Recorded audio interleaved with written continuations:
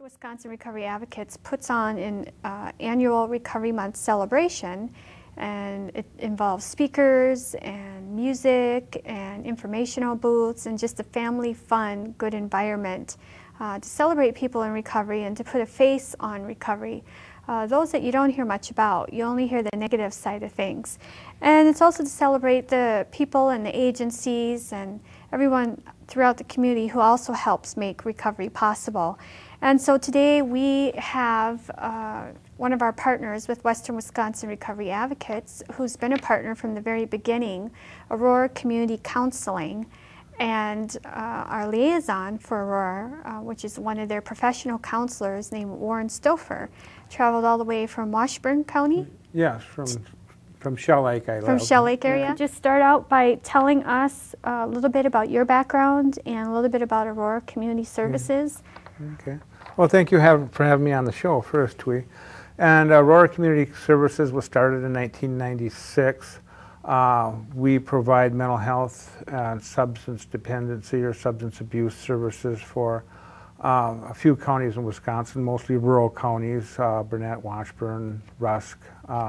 They also provide CSP, which is community support programs to keep people in their homes and their communities that may have mental health issues or some other disability. So we've grown a lot since 1996. It started out in Menominee with one office, and now we work in several counties. Can you tell us a little bit of your background too? Okay. You're a certified counselor. And I'm a clinical substance abuse counselor. I have a bachelor's degree in social work from the University of Superior. I also attended college at LCO Community College prior to going to Superior. I made a major career change in around 2000, 2001 from construction to being a builder to becoming a substance abuse counselor. And it's been a long process. Sure. Okay. Well, you've been at past Western Wisconsin Recovery Advocacy events, celebrations, now from the beginning, from when we started in 2008. So now we're going into the 4th year. And so when you were there, what did you witness take place at these events, and why is it important to have them? Well, I think it's very important to celebrate recovery, especially and have the family involvement in recovery and the community support of recovery. You know, at these rallies and events, you see people, you see families that are, you know, happy and smiling, you know, and you know they've been through a lot of difficult times in their life, but they've come out the other side of it, so they have a lot of resilience. Yes. You also get some very good information. I know we've had Judge Lisa Stark speak before, and Senator Weinhaut. Senator Weinhaut. So it just gets the information out there. And is very beneficial. And again, this is Recovery Month, you know, so this is one of those recovery rallies that WWRA puts on. It's one of many that's going on all over the country at this time. Right, exactly. Of the year. I think too, what's really great about it is putting a face on recovery, the ones that you don't see or hear much about. You only see the negative side of things. Right. But having Judge Stark and having Senator Kathleen Weinhaut come also brings in the bridging the gap and the integration piece instead of the separation. Yes. Wouldn't you say? Yes, and that you know, substance abuse impacts everybody. You know, from men to women to multicultural age, all social levels are impacted by substance abuse, and you know, sometimes there's people have this image in their head that just doesn't go with reality. Right. They always think it's those people over there in the gutter, whereas throughout the years of having worked in the field myself and in recovery overall, there has been all kinds of professions of judges, lawyers, police officers, teachers, educators, all various, you know, professions that have been struck with this health issue as well. Right. Yeah. You bring up a good point. You know, because people have that image, and I believe this. You know, 95% of all people that are addicted are working. You know, they are still holding down jobs and stuff, you know, but people have that image of the, you know, the junkie in the back room or the alcoholic that's panhandling and stuff, and that's, you know, that does happen, of course, but it's late stages usually. So. Yeah, just to tell you a quick little story just to kind of relate to that, I was flying back from Texas one day and I was on the plane and I happened to sit next to a pilot on the way back.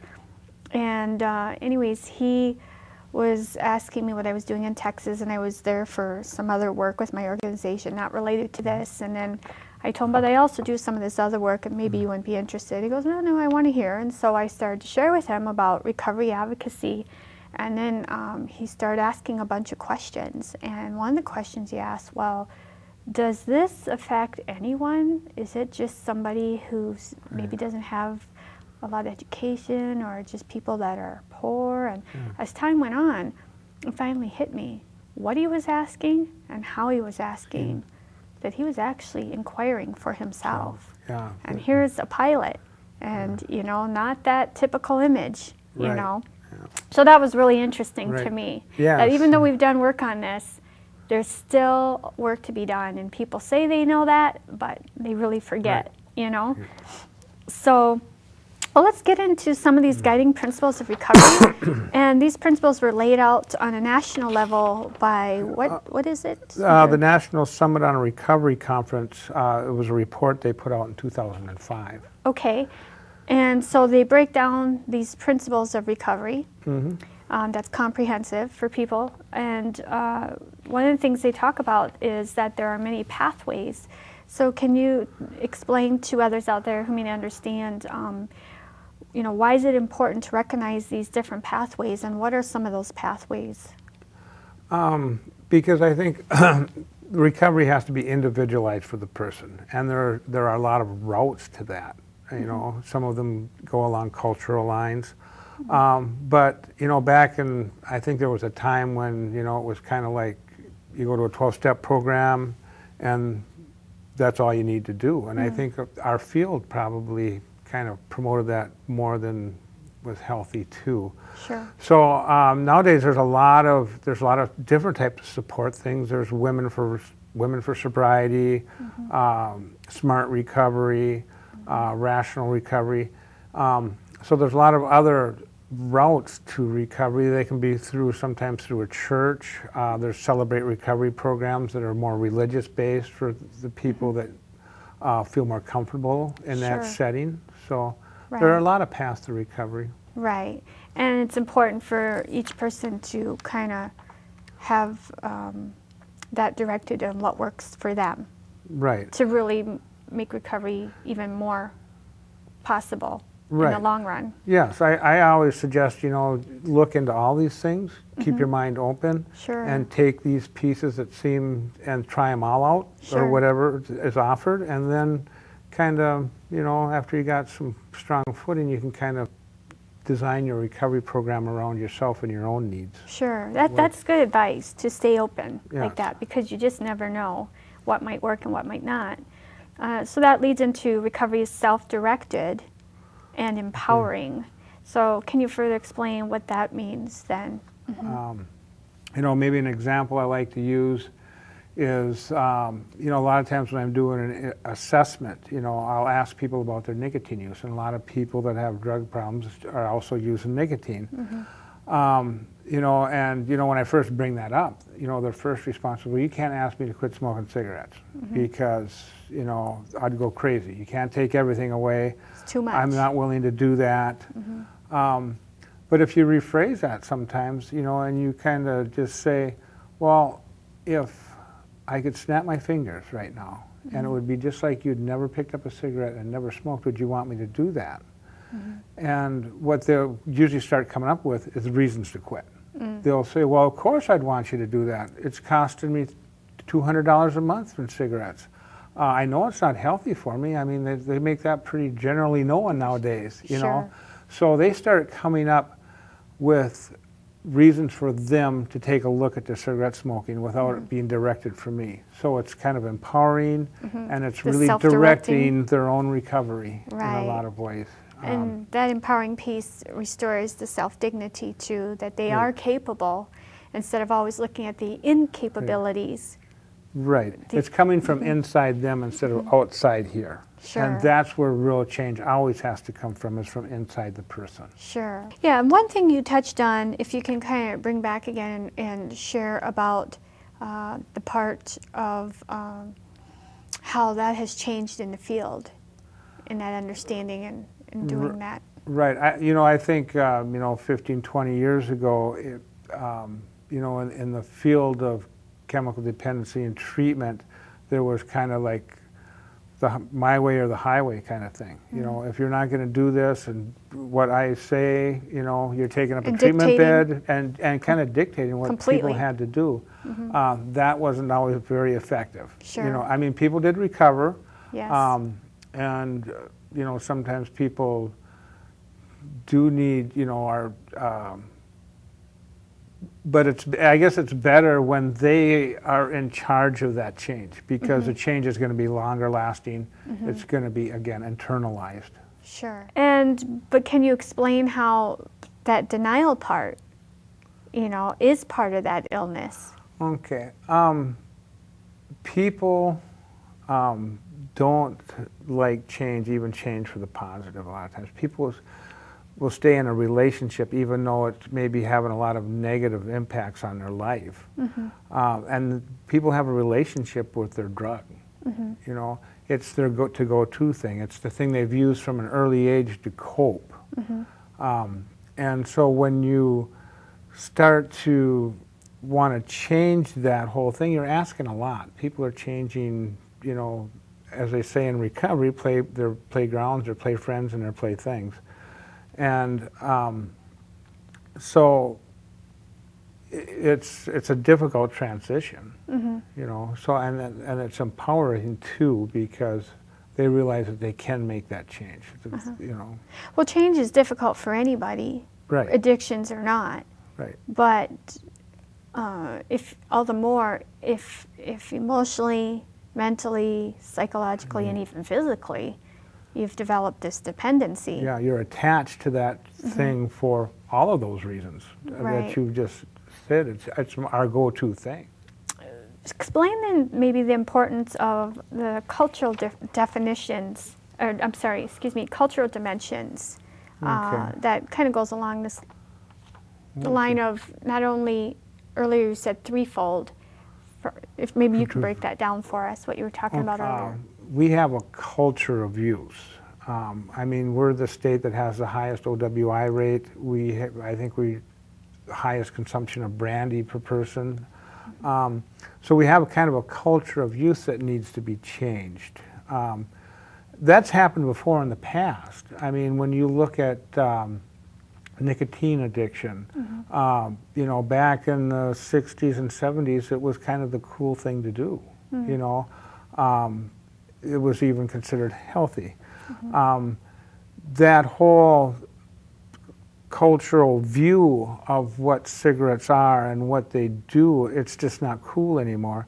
And it's really had an impact on how many people, first off, start smoking cigarettes, and how many people have worked on quitting smoking cigarettes. So if you change that culture, and hopefully that'll change somewhat towards alcohol and other drugs too. It's, the two legal drugs kill more people than all the other drugs do combined. Yeah, exactly. Nicotine and alcohol. Right.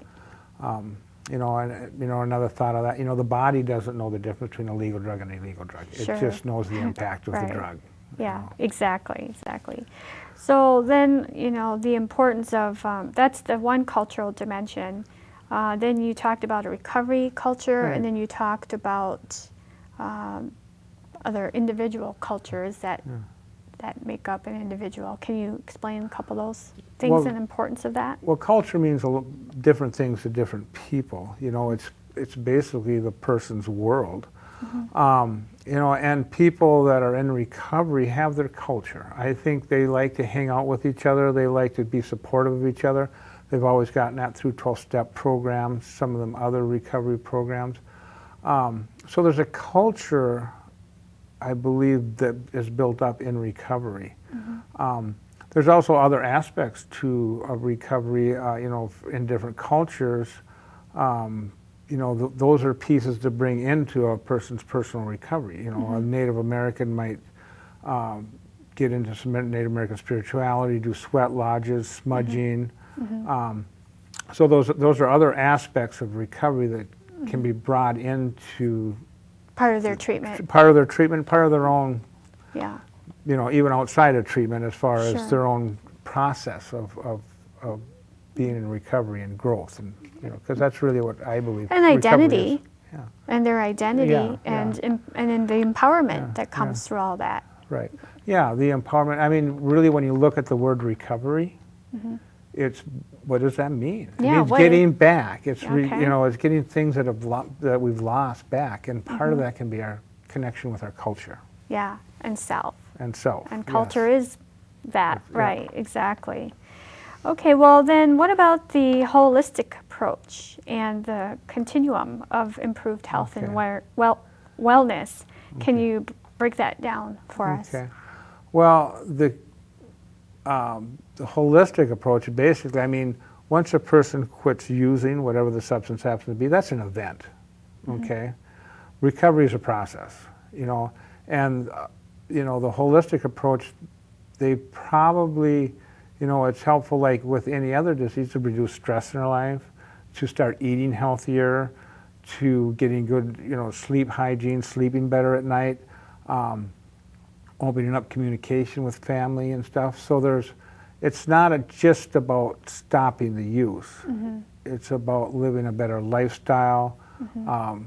Again, going back to growth as a human being. Yes, right. Whatever the illness is or whatever is going on in our lives, I mean, we can all improve that. But that's part of that recovery process. It's just taking the chaos out of our life a lot, because a lot of times when people are wrapped up in substance use problems, there's a lot of chaos. Sure. And it's finding balance, and it's like you said, that initial treatment is the event. It's that continuing piece. So, as you've probably heard said before too, going into the initial treatment in a sense is the easy part. It's everything afterwards. So it's really important to incorporate those other things, finding your passion, developing new skills. I know some people had to learn how to even just be okay with being alone and taking that moment to breathe. And that's not just an addiction recovery thing. That goes across the board with anybody. To really take that moment and be in that moment and learn those things too. Kind of defining what it means to be a human being. I mean, that really it's a journey and a path of growth. Exactly. And hopefully towards some type of enlightenment, But we never achieve that probably, But I mean, all the way, but we work toward that anyway. Yes. Right. Well, one of the things too that is important for that continuing of care after the initial treatment is the family component.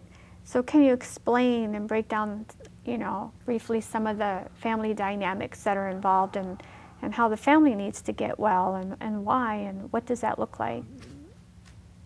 Substance dependency impacts the families in a myriad of ways. There's a lot of chaos. Usually everything is revolving around the person that has the problem. So all the families focus there, usually to the detriment of each individual in the family. So part of recovery is for each individual in that family unit to start taking care of themselves better.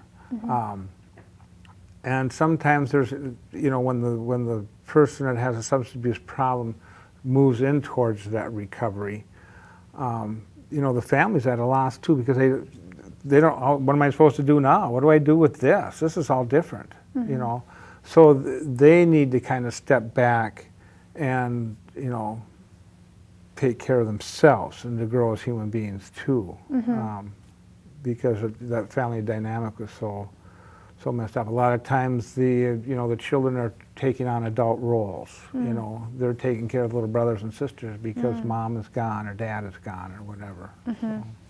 So there's the families need to get well within the roles that they've taken on, Right. with the stress and how they're trying to deal with the person who's got the issue with the addiction at the time. Right. To learn to detach with love, I guess, in a lot of ways is probably a Okay. good way of looking at it. You know, it doesn't mean they still don't support the person that may have the problem, but they're not, hopefully, learning not to harm themselves by caretaking to the point where it's detrimental to them. So that's where the term comes in, even sometimes that people need to be careful to not enable And a be an situation. enabler, right. Learn how to draw boundaries, healthy Learn- boundaries. Yeah, draw good boundaries, not to understand that they don't have the control that they probably think they do. You know, whether the person relapses or doesn't relapse is not riding on their shoulders. You know, Sure. because sometimes in early recovery that happens too, where people are just, you know, they walk around pins and needles around the person because they think they're gonna, you know, they're gonna say something or do something that may push them over the back into using. You know, that isn't healthy either. Sure. You know. So what can family members do then to, Well, hopefully in treatment there's a family component, sure, you know, so they can kind of learn more about substance dependency, substance abuse. They can step back and, you know, just kind of reevaluate how they deal with things. Open communication is very important because usually those communication channels break down. And so learning how to communicate better within the family, having family times where we can lay stuff out on the table can be very helpful. Well, one thing too is, you know, yeah, there is that family aspect that way. But, you know, as I had talked to you before, you know, just between us, there are systems out there, family systems that the parents and others have not ever used before in their life. But that doesn't mean necessarily they were healthy. Right. And healthy systems, healthy individuals. And so sometimes, as I put it, which came first, the chicken or the egg? So eventually, you know, the person who's growing up in this unhealthy system to begin with is learning these things that you don't talk. Right. You don't pretend. You pretend that there aren't any problems going on. You change the subject. You run from things, if not literally pick up and run, you run for them, you deny them, Right. you know. And so we call them behaviors of addiction, but I see those behaviors in family systems that have no addictions attached. Sure. Or if a person down the road in their family develops an addiction, sometimes call it, I don't know what you would call it, them as the scapegoat for all the problems. Not to say their addiction complicates and creates more problems, but did it start with that? Or Right. did it start with the family system that was unhealthy to begin with, and now this addiction's got into the mix and just even complicated even more? Right, right. That the addiction may have came on because of a way to try to cope with maybe the dysfunction in the family. Sure. There's a lot of push in treatment nowadays because a lot of, you know, there's a lot of trauma, you know, and, you know, growing up in a traumatic household where there might be physical or verbal abuse tends to slide people towards coping with that by the use of a chemical and stuff. So I just think that's a good thing to remind people out there in the community that, you know, a lot of times these people do come from unhealthy systems to begin right, with. right. And like you said, abuse and trauma.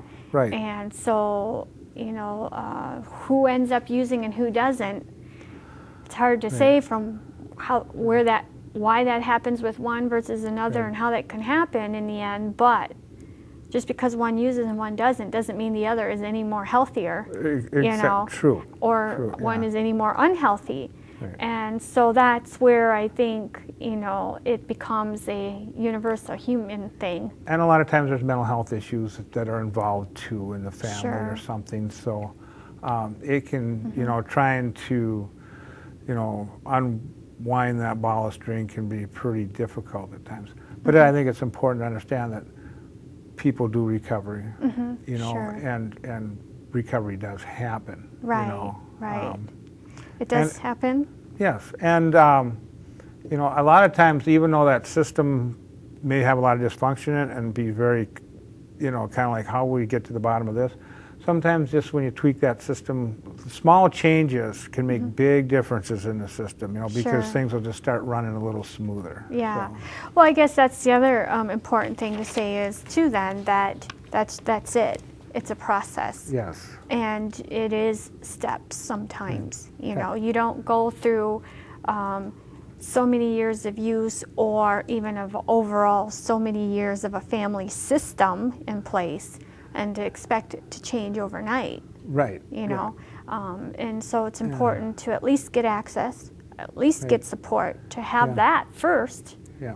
And Right. You know, understand that there is a problem here. Things aren't working the way they should, even Yeah. though this is the way it's always been. And that, you know, once they get that understanding, that gives the, you know, breathing room to start kind of stepping back and to new pathways, new, you know, to start trying to make those changes and see how that works in their relationships. well, I think too, to give people the understanding that it is not just them. There are Right. more people and families out there, you know, Oh. that are in these kind of systems that may or may not be aware, you know, of how unhealthy they are, Right. you know, and Right. so that maybe might make people realize I'm not alone in Yeah. this, and it's okay, so to speak. To acknowledge that Yeah. instead of being ashamed and the stigma involved around it, so they can get that help. Right. Just like you said, there's a lot of dysfunctional family systems out there, and this is a trap that I fall into a lot. I mean, people will be telling me all this stuff, and my first response is, well, there must be addiction there. And no, there isn't. You know, I mean, you know, because that's where you know, being a substance abuse counselor, it's probably where I Automatically, view naturally. that, Sure. and then all of a sudden, no, there's just a lot of chaos and maybe some mental health issues going on and stuff in that household that Yeah. really don't have anything to do with addiction. So, I mean, it isn't, you know, addiction creates a lot of the dysfunction in the family, or it might be a response to dysfunction in the Sure. family, but obviously not all. Only addicted families have dysfunction in Yeah, them. right, you know. right. There's, you know, it's not a black and white, cut and dry issue, No. and it is complicated. And it again, it's not an individual issue; it's a community issue. It affects everyone, and with recovery, it benefits everyone. And as I've always said, our motto is healthy individuals equals healthy families equals healthy communities. Right. So Warren, I just thank you again for coming in and breaking down some of these guiding principles of recovery and being a part of Western Wisconsin Recovery Advocates. We really appreciate you guys. So Well, thank you for having us. yeah. So tune in again with us next time. Thank you.